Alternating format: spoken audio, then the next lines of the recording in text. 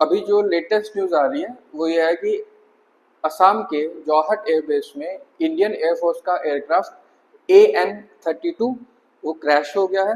Landing के time पे उसमें आग लग गई है। आग लगने के कारणों का अभी तक कुछ पता नहीं चला है एग्जैक्टली। अथॉरिटीज की तरफ से एग्जामिनेशन चल रही है अभी कैजुअलिटीज के बारे में और किन वजह से ये क्रैश हुआ है उसकी भी जांच जारी है। जैसे ही कुछ ऑफिशियल इंफॉर्मेशन आती है तो I will let you know. अजीब सी घटना सामने आई है यूपी के मेरठ से, जहां एक न्यूली वेड कपल उनकी अभी शादी हुई थी और वो हनीमून पे जाने का प्रोग्राम बना रहे थे। हनीमून का वो नैनीताल में हनीमून पे जा रहे थे और उसके बाद उन्होंने दुबई में भी जाना था घूमने के लिए। अब इसमें बात ये हुई है, वैसे हनीमून में जाना कोई बुरी बात तो है नहीं, अजीब सी बात ये है कि अब उनके डाइवोर्स की बात चल रही है। अब क्यों डाइवोर्स की बात चल रही है?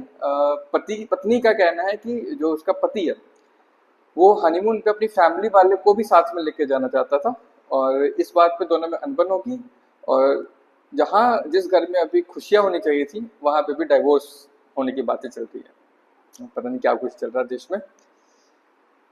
दूसरी खबर आ रही है नीट यूजी 2026 एनटीए की तरफ से, जहां आपको पता ही होगा कि इस बार नीट का पेपर जो लीक हो गया था अभी 21 जून को री नीट होना है।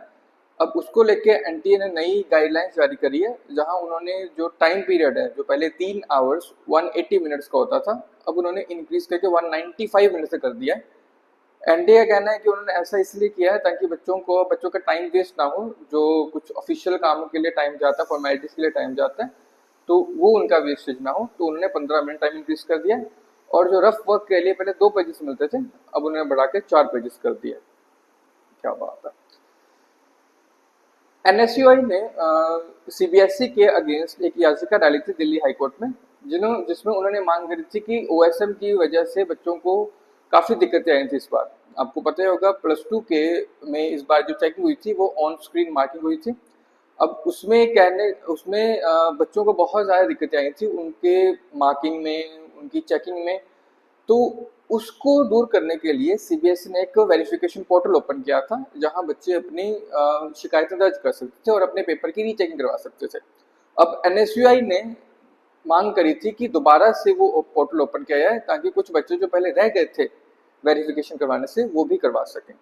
अब उसके अगेंस्ट जो इंडिया के सॉलिसिटर जनरल हैं तुषार मेहता, उन्होंने ये आर्ग्यू किया है कि ऐसा करने से रिजल्ट का जो प्रोसेस है वो और लंबा खींचेगा और जो आगे एडमिशन का प्रोसेस है कॉलेजेस में वो और डिले होता जाएगा।